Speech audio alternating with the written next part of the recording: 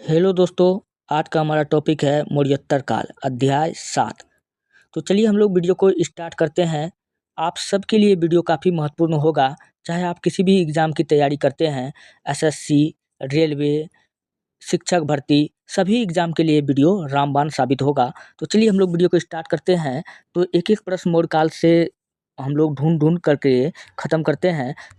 पहला प्रश्न है, प्रथम ईरानी शासक जिसने भारत के कुछ भाग को अपने अधीन कर लिया, निम्न में से कौन था? वह ईरानी शासक कौन था जो भारत के कुछ भाग को अपने अंदर कर लिया था? उस शासक का नाम आपसे पूछ रहा है। तो क्या नाम था भैया? डेरियस प्रथम नाम था उसका। ऑप्शन नंबर सी क्या हो जाएगा? बिल्कुल राइट हो जाएगा। चलिए, डेरियस प्रथम को हम लोग दारा प्रथम भी कहते हैं। क्या कहते हैं? डेरियस प्रथम बोलिए, या इसी को हम लोग दारा प्रथम के नाम से जानते हैं। 522 से 486 ईसा पूर्व फारसी साम्राज्य का संस्थापक कुरोस साइरस के बाद हखमनी वंश का प्रसिद्ध शासक था। क्वेश्चन पूछा जाएगा, डेरियस प्रथम किस वंश का शासक था? तो आपको बताना है फारस के हखमनी वंश का शासक था। सर्वप्रथम डेरियस प्रथम या दारा प्रथम ने भारत के कुछ भाग को अपने अधीन कर लिया। हेरोडोटस के अनुसार, अच्छा, हेरोडोटस नाम यहाँ आ गया। हेरोडोटस को दोस्तों हम लोग कहते हैं इतिहास का पिता और डेल्टा का पिता। इतिहास का तो पिता कभी कहते हैं, साथ-साथ डेल्टा का भी पिता, आप याद रखिएगा। हेरोडोटस के अनुसार डेरियस प्रथम के साम्राज्य में संपूर्ण सिंधु घाटी का प्रदेश शामिल था तथा पूर्व की ओर इसका विस्तार राजपूताना के रेगिस्तान तक था। पर्सियोलिस एवं नक्शे रुस्तम के शिलालेख के अनुसार पंजाब भी उनके साम्राज्य में शामिल था। नेक्स्ट प्रश्न है, कुषाण शासक कनिष्क का राज्याभिषेक किस सन में हुआ था? कनिष्क का राज्याभिषेक पूछ रहा है, कब हुआ था? तो कनिष्क का राज्यारोहण राज्याभिषेक कब हुआ था? 78 एडी में हुआ था। ऑप्शन नंबर डी बिल्कुल राइट होगा। और कनिष्क को हम लोग क्या कहते हैं? दूसरा अशोक भी कहते हैं। चलिए हम कनिष्क के बारे में थोड़ा सा जान लेते हैं। कनिष्क के राज्याभिषेक की तिथि को वर्ष 1960 में आयोजित पुरातत्व विभाग के द्वितीय सम्मेलन में आम सहमति से 78 ईस्वी को स्वीकार किया गया। 78 ईस्वी से ही शक संवत प्रारंभ माना गया। अच्छा, शक संवत नामक कैलेंडर पूछेगा कौन चलाया था? कनिष्क ने चलाया था। कनिष्क ने कैसर या सीजर की उपाधि धारण की थी। इसकी प्रथम राजधानी, कनिष्क का प्रथम राजधानी पूछेगा कहाँ था? पेशावर। और दूसरा राजधानी कहाँ था? मथुरा था इसका। पेशावर को ही हम लोग क्या कहते थे? पुरुषपुर। क्या कहते थे? पुरुषपुर कहते हैं। चलिए बढ़ते हैं। नेक्स्ट प्रश्न, अगला प्रश्न आपके सामने में है, द्वितीय अशोक किसे कहा जाता है? द्वितीय अशोक या छोटा अशोक किसको कहा जाता है? तो हम लोग कहते हैं कनिष्क को कहते हैं। तो ऑप्शन नंबर सी बिल्कुल राइट हो जाएगा। अच्छा, द्वितीय अशोक किसको कहते हैं? तो भारत का नेपोलियन किसको कहते हैं? भारत का नेपोलियन हम लोग समुद्रगुप्त को कहते हैं। हर्षवर्धन को क्या कहते हैं? हर्षवर्धन को हम लोग यात्रियों का राजकुमार कहते हैं। चंद्रगुप्त मौर्य को क्या कहते हैं? सेंड्रोकोट्टस या एंड्रोकोट्टस। ये किसका नाम है भैया? चंद्रगुप्त मौर्य का नाम है। चलिए अब हम इनके डिस्कशन को देखते हैं। द्वितीय अशोक किसे कहा जाता है? फिलहाल इसका ऑप्शन नंबर सी बिल्कुल राइट था, कनिष्क को कहा जाता है। कनिष्क जो था वह कुषाण वंश के महानतम शासक था। कुषाण वंश के एक महानतम शासक कौन था? कनिष्क था। सबसे शक्तिशाली शासक कुषाण वंश का पूछेगा कौन था? कनिष्क था। अगर कुषाण वंश का संस्थापक पूछेगा कौन था? तो कुजुल कड़फिसेस। कौन था? कुजुल कड़फिसेस था। आपको याद रखना है। तो अब हम देखते हैं इन्हीं में इसी के वंश में कुषाण जो था, कुषाण वंश में कनिष्क का उदय हुआ। कनिष्क एक महान शासक था। कनिष्क को कुशल प्रशासनिक व्यवस्था का नेतृत्व के कारण इतिहासकार द्वारा द्वितीय अशोक भी कहा जाता है। रोमन सम्राट की भांति कनिष्क ने केसर या सीजर की उपाधि धारण की तथा शकों की भांति छत्रप व्यवस्था लागू की। कनिष्क के राजकवि अश्वघोष, कनिष्क के राजकवि कौन थे? अश्वघोष। अश्वघोष का किताब का नाम क्या है? बुद्ध चरित्रम तथा राजवैद्य चरक संहिता की रचना की। कनिष्क के शासनकाल के दौरान बौद्ध धर्म दो भाग में बट गया। एक को महायान शाखा कहा गया, एक को हीनयान शाखा कहा गया। तो चलिए पढ़ते हैं नेक्स्ट प्रश्न। अगला है, किस चीनी सेनापति ने कनिष्क को पराजित किया था? वो कौन सा चीनी सेनापति है जो कनिष्क को हराया था? तो कनिष्क को हराया था पांचाऊ ने। कौन? पांचाऊ ने। ऑप्शन नंबर ए राइट है। चलिए देखते हैं। चीनी स्रोत के अनुसार 73 से 94 ईस्वी के मध्य चीन के प्रसिद्ध सेनापति पांचाऊ से नाराज कनिष्क ने उसके राज पर आक्रमण कर दिया, परंतु कनिष्क असफल रहा। चीनी इतिहासकारों के अनुसार युद्ध का कारण यह था कि कनिष्क ने एक दूत भेजकर हान राजकुमारी से विवाह की मांग की थी। चलिए बढ़ते हैं नेक्स्ट। अगला है भारतीयों के लिए महान सिल्क मार्ग किसने आरंभ करवाया? महान सिल्क मार्ग को ही हम लोग क्या कहते हैं? रेशम मार्ग कहते हैं। क्या कहते हैं? रेशम मार्ग कहते हैं। तो भारतीयों के लिए महान सिल्क मार्ग किसने आरंभ करवाया था? तो कनिष्क ने। इस रेशम मार्ग पर कब्जा किसका था? कनिष्क का था। तो चलिए हम लोग देखते हैं सिल्क मार्ग का क्या क्वेश्चन बनता है यहाँ से और डिटेल में। सिल्क मार्ग को भारतीयों के लिए आरंभ कराने का श्रेय कुषाण वंश के शासक कनिष्क को जाता है। मध्य एशिया से गुजरने वाला यह व्यापारिक मार्ग चीन को रोमन साम्राज्य के पश्चिमी प्रांतों से जोड़ता था। चीन से होने वाले रेशम सिल्क का समस्त व्यापार सिल्क मार्ग से होता था। प्रथम शताब्दी में भारत और रोम के मध्य रोमन साम्राज्य को निर्यात की जाने वाली वस्तुओं का उल्लेख पेरिप्लस ऑफ द एरिथ्रियन सी में किया गया है। इसका लेखक एक अज्ञात यूनानी व्यापारी या नाविक था। चलिए बढ़ते हैं नेक्स्ट प्रश्न। अगला है किस वंश के साम्राज्य की सीमाएं भारतीय उपमहाद्वीप के बाहर तक विस्तृत था? किस वंश का साम्राज्य का सीमा भारत उपमहाद्वीप के बाहर तक विस्तृत था? तो वो था कुषाण वंश का। ऑप्शन नंबर सी क्या होगा? बिल्कुल राइट होगा। चलिए हम लोग देखते हैं कुषाण वंश के बारे में। कुषाण वंश के साम्राज्य की सीमाएं भारतीय उपमहाद्वीप के बाहर तक विस्तृत थी। सही बात है। इसकी सीमाएं उत्तर में चीन के तुर्फान, चीन में एक जगह पड़ता है तुर्फान, एवं कश्मीर से लेकर दक्षिण में विंध्य पर्वत तक, पश्चिम में उत्तरी अफगानिस्तान से लेकर पूर्व में पूर्वी उत्तर प्रदेश एवं बिहार तक विस्तृत था। चलिए बढ़ते हैं नेक्स्ट प्रश्न। अगला है कौन सी कला शैली भारतीय और यूनानी ग्रीक कला शैली का मिश्रण है? तो ऑप्शन नंबर सी बिल्कुल राइट होगा। गांधार कला शैली जो है भारतीय और यूनानी कला शैली का मिश्रण है। चलिए देखते हैं क्या है गांधार कला शैली। भारतीय और यूनानी आकृति का सम्मिश्रण गांधार शैली कहलाता है। इसे यूनानी, बौद्ध, इंडो ग्रीक या ग्रीको रोमन भी कहा जाता है। इस कला शैली के प्रमुख संरक्षक संघ एवं कुषाण शासक थे। गांधार कला को महायान धर्म से प्रोत्साहन मिला। इस शैली में महात्मा बुद्ध की प्रतिमाएं बनाई गई। इनकी मूर्तियां में बुद्ध को यूनानी देवता अपोलो के समान दर्शाया गया है। चलिए बढ़ते हैं नेक्स्ट प्रश्न। अगला है कनिष्क की राजधानी थी। दोस्तों कनिष्क की राजधानी कहाँ था? कनिष्क का राजधानी कहाँ था? कनिष्क का राजधानी था दोस्तों कनिष्कपुर था। इसी को हम लोग पुरुषपुर भी कहते हैं। पेशावर था, पेशावर को हम लोग क्या कहते थे? पुरुषपुर कहते हैं। तो ऑप्शन नंबर ए क्या होगा? बिल्कुल राइट होगा। कनिष्क की प्रथम राजधानी कहाँ था? पेशावर था, जिसको हम लोग क्या कहते हैं? पुरुषपुर कहते हैं। और द्वितीय राजधानी किसको बनाया था? मथुरा को बनाया था। कनिष्क ने कश्मीर पर विजय प्राप्त किया और वहाँ पर कनिष्कपुर नामक नगर को बसाया। कनिष्क ने भारत में मगध तक अपना साम्राज्य विस्तार किया तथा यहीं से वह विद्वान अश्वघोष को पेशावर पुरुषपुर ले गया।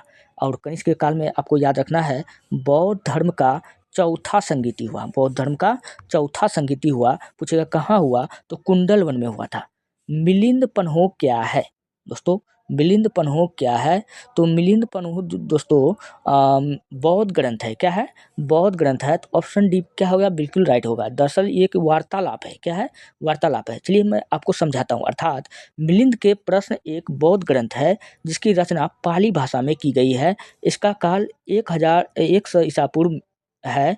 इंडो ग्रीक शासन मिलिंद प्रथम मिनांडर एवं बौद्ध भिक्षु नागसेन के संवाद को वर्णित किया गया है। मिनांडर एवं नागसेन के मध्य हुए इस संवाद में मिनांडर के शंका समाधान के पश्चात बौद्ध धर्म स्वीकार की कथा का वर्णन इस ग्रंथ में किया गया है। इस ग्रंथ का संस्कृत रूप नागसेन भिक्षु सूत्र है। दोस्तों मैं आपको अपने भाषा में समझाता हूँ। तो नागसेन और मिलिंद पन्हो दोनों के बीच में जो बात हुआ था, इसी बात को हम लोग क्या कहते हैं? एक किताब में लिख दिया मिलिंद पन्हो। कौन किताब में लिख दिया? मिलिंद पन्हो। तो आपको ऐसे याद रखना है। चलिए बढ़ते हैं नेक्स्ट प्रश्न। काव्य शैली का प्राचीनतम साक्ष्य किसके अभिलेख में मिलता है? काव्य शैली का प्राचीनतम साक्ष्य किसके अभिलेख में मिलता है? तो वो रुद्रादमन का जूनागढ़ अभिलेख में मिलता है। ऑप्शन नंबर ए राइट है। चलिए देखते हैं क्या है जूनागढ़ अभिलेख। ब्राह्मी लिपि में लिखा गया संस्कृत भाषा की काव्य शैली का प्राचीनतम साक्ष्य जूनागढ़ अभिलेख से प्राप्त होता है, जो गुजरात के गिरनार पर्वत से प्राप्त हुआ है। इसका उत्कीर्ण रुद्रादमन 130 से 150 ईस्वी द्वारा किया गया था। 130 से 150 के बीच में किया गया था। रुद्रादमन ने सुदर्शन झील, जो कहाँ पड़ता है, गुजरात का, जीर्णोद्धार करवाया, जो मौर्य काल में निर्मित की गई। इस समय सौराष्ट्र प्रांत का शासक सुविशाख था। चलिए बढ़ते हैं नेक्स्ट प्रश्न। अगला है, जूनागढ़ शिलालेख का संबंध किससे है? दोस्तों जूनागढ़ शिलालेख का संबंध किससे है? तो जूनागढ़ शिलालेख का संबंध रुद्रादमन से है। किससे है? रुद्रादमन से है। तो ऑप्शन नंबर ए क्या है? राइट है। चलिए देखते हैं जूनागढ़ गिरनार शिलालेख का संबंध शक क्षत्रप रुद्रादमन से है। यह भारत में शकों को सर्वाधिक प्रसिद्ध शासक था। इसने ही सर्वप्रथम संस्कृत भाषा में जूनागढ़ अभिलेख 150 से 151 ईस्वी में उत्कीर्ण करवाया था। इसी अभिलेख में रुद्रादमन द्वारा सातवाहन नरेश, दक्षिणपथ स्वामी, गौतमीपुत्र सतकर्णी, या इसी को हम लोग कहते हैं भ्रष्ट राज प्रतिष्ठापक को 2 बार पराजित करने का साक्ष्य मिलता है। रुद्रादमन के शासन में उज्जैनी, वर्तमान उज्जैन, शिक्षा का प्रमुख केंद्र था। चलिए बढ़ते हैं नेक्स्ट प्रश्न। अगला है, किस वंश के शासक ने ब्राह्मण और बौद्ध भिक्षुओं को कर मुक्त ग्राम देने की प्रथा आरंभ की? किस वंश के शासक ने ब्राह्मण और बौद्ध भिक्षु को कर मुक्त ग्राम देने की प्रथा आरंभ की? तो वो था सातवाहन वंश ने। ऑप्शन नंबर ए क्या होगा? राइट होगा। चलिए, सातवाहन वंश ने किया था। ब्राह्मण और बौद्ध भिक्षुओं को कर मुक्त ग्राम देने की प्रथा का प्रारंभ सातवाहन शासकों ने किया। इन्होंने अधिकतर भूमिदान बौद्ध भिक्षुओं को दिया था। सातवाहन वंश की स्थापना पूछेगा कौन किया था? सिमुक ने किया। सातवाहन वंश की स्थापना पूछेगा कौन किया है? सिमुक ने किया था। पुराणों में सातवाहन वंश को आंध्र भृत्य तथा आंध्र जातीय भी कहा गया है। प्रतिष्ठान या इसी को पैठान इस वंश की राजधानी थी।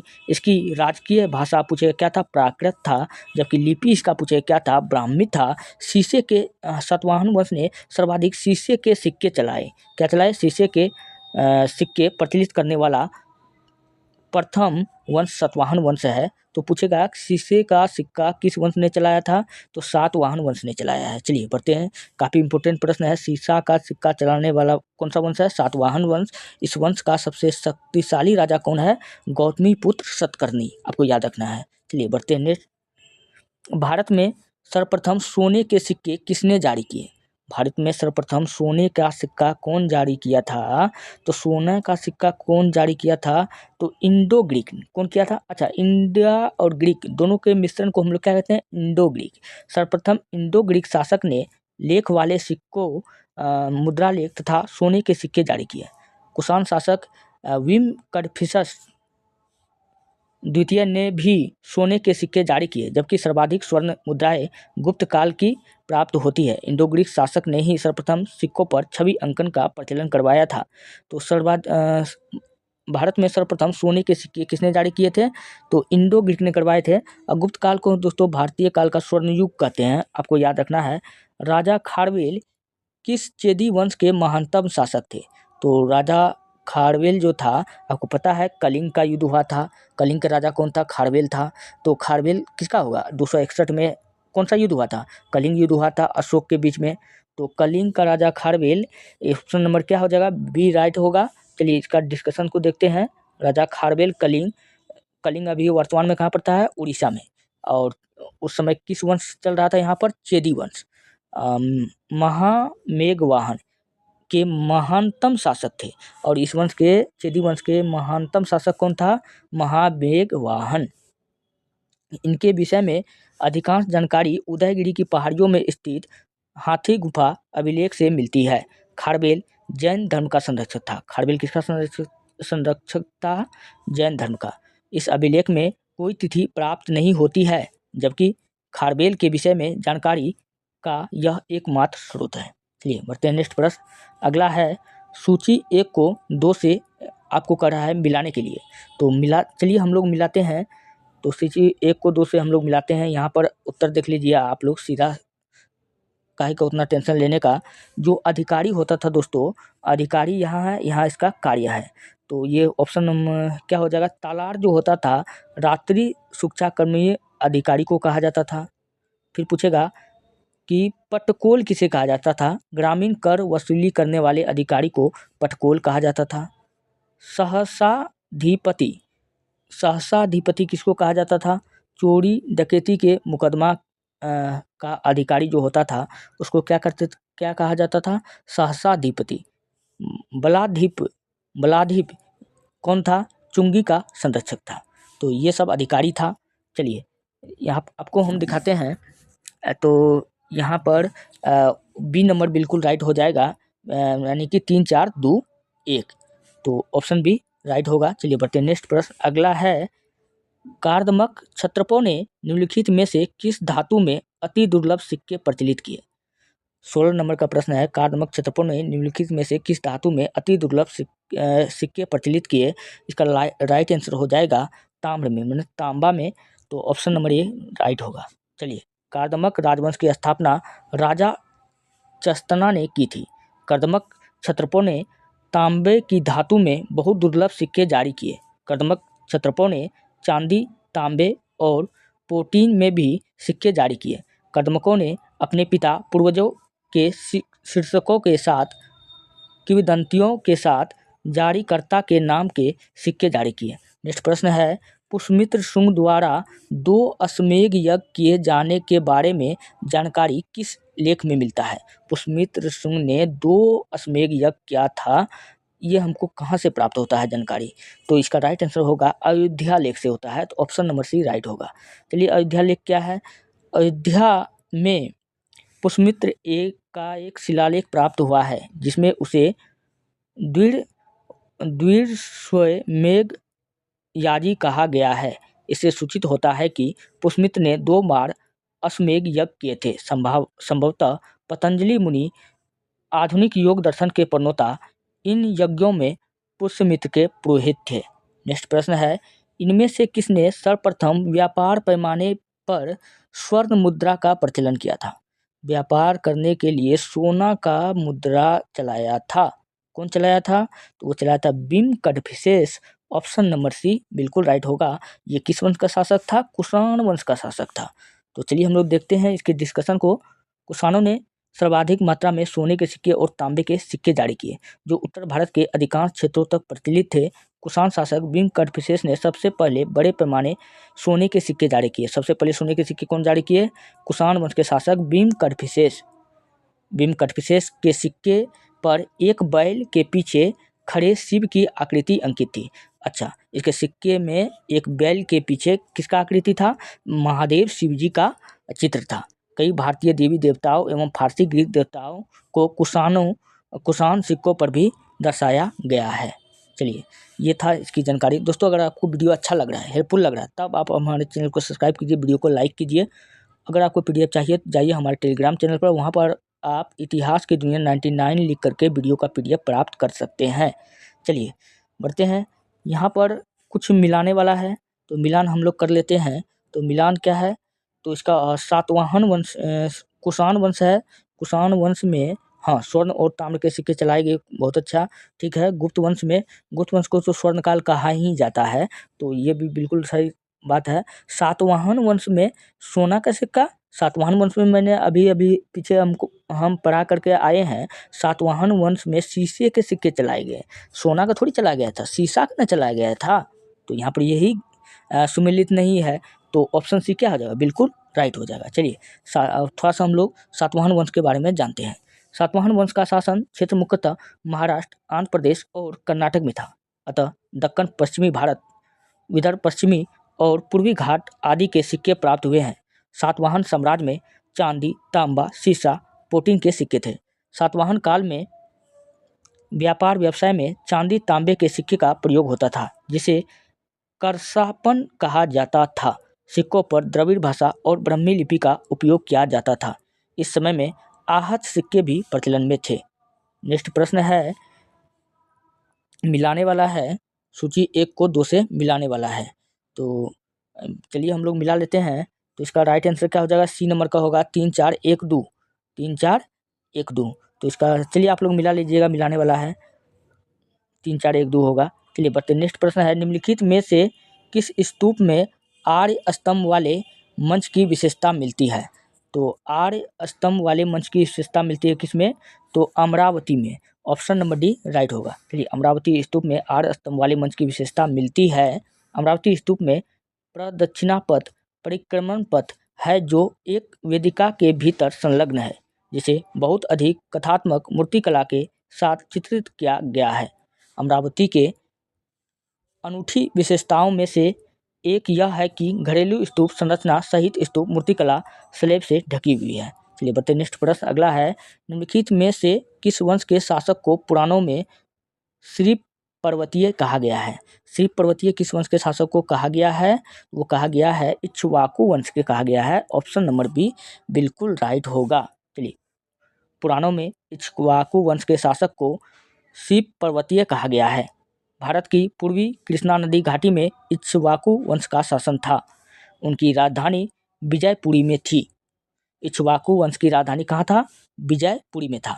इक्ष्वाकु को आंध्र इक्ष्वाकु या विजयपुरी के इक्ष्वाकु के रूप में जाना जाता है। इक्ष्वाकु राजाओं ने शैव धर्म का पालन किया था। इक्ष्वाकु राजा ने किस धर्म का पालन किया, शैव धर्म का, और वैदिक संस्कार को भी ग्रहण किया। नेक्स्ट, प्राचीन काल के भारत पर आक्रमण के संबंध में निम्नलिखित में से कौन सा एक कालक्रम सही है। अच्छा, यहाँ पे जो आक्रमण हुआ है वो कौन सा सही है, तो कौन सा सही है, तो यूनानी शक कुषाण, हाँ ये सही है। पहले यूनानी फिर शक फिर कुषाण। ऑप्शन नंबर ए क्या हो जाएगा, बिल्कुल राइट हो जाएगा। चलिए, भारत में ब्रह्म आक्रमकों के कालों का सही कालानुक्रम निम्न प्रकार है। यूनानी 326 ईस्वी में सिकंदर महान, फिर शक के रूप में कौन आया, कुषाण आया, आपको तो पता ही है। चलिए बढ़ते हैं नेक्स्ट अगला है, विक्रम एवं शक संवतों में कितने वर्ष में है। विक्रम एवं संवतों में कितना अंतर है, विक्रम एवं शक संवत में कितना अंतर है, तो कितना अंतर है, 135 वर्ष का अंतर है। ऑप्शन नंबर सी क्या होगा, बिल्कुल राइट होगा। विक्रम संवत का प्रारंभ पूछेगा कब हुआ था, 57 ईसा पूर्व में हुआ था। कनिष्क के राज्याभिषेक पूछेगा कब हुआ था, 78 ईसा पूर्व के दिन 78 ईसा पूर्व में हुआ था, और राज्याभिषेक के दिन ही शक संवत का आरंभ हुआ था। इन दोनों में संभवतः अंतर 135 वर्ष का है। कितना, 135 वर्ष का है। जो कला शैली भारतीय और यूनानी ग्रीक आकृति का सम्मिश्रण है उसे कहते हैं, उसे हम लोग क्या कहते हैं, गांधार कला शैली कहते हैं। ऑप्शन नंबर सी राइट होगा। भारतीय और यूनानी आकृति की सम्मिश्रण से एक नवीन शैली हेलेनिस्टिक कला का जन्म हुआ, जिसे गांधार शैली कहते हैं। इस शैली के प्रमुख संरक्षक शक एवं कुषाण थे। इनका प्रमुख विषय बौद्ध होने के कारण इसे इंडो ग्रीक यूनानी बौद्ध ग्रंथ भी कहा जाता है। इंडो ग्रीक यूनानी बौद्ध ग्रंथ भी कहा जाता है। नेक्स्ट है, निम्नलिखित में से किस हिंद यवन शासक ने शीशे के सिक्के जारी किए। शीशे के सिक्के कौन जारी किया था, तो स्ट्रेटो ने। अब यहाँ पर स्ट्रेटो ऑप्शन एक क्या होगा, बिल्कुल राइट होगा। हिंद यवन शासक स्ट्रेटो ने शीशे के सिक्के जारी किए थे। इसका शासनकाल 25 ईसा पूर्व से 10 ईसा पूर्व तक माना जाता है। दोस्तों, अगर आपको वीडियो अच्छा लग रहा है, हेल्पफुल लग रहा है, तब आप हमारे चैनल को सब्सक्राइब कीजिए, वीडियो को लाइक कीजिए, जितना हो सके अपने दोस्तों में शेयर कीजिए। अगर आपको पीडीएफ चाहिए तो आप जाइए हमारे टेलीग्राम चैनल पर, वहाँ पर आप इतिहास की दुनिया 99 लिख करके वीडियो का पीडीएफ प्राप्त कर सकते हैं। और ज़रूरी बात मैं आपको बता दूँ, अगर आप पूरा कंप्लीट हिस्ट्री का कोर्स देखना चाहते हैं तो आप जाइए हमारे चैनल पर, वहाँ पर आप प्लेलिस्ट बना होगा, प्लेलिस्ट में जा करके आप सारे प्रश्न को सॉल्व करिए। मिलते हैं नेक्स्ट वीडियो में, धन्यवाद।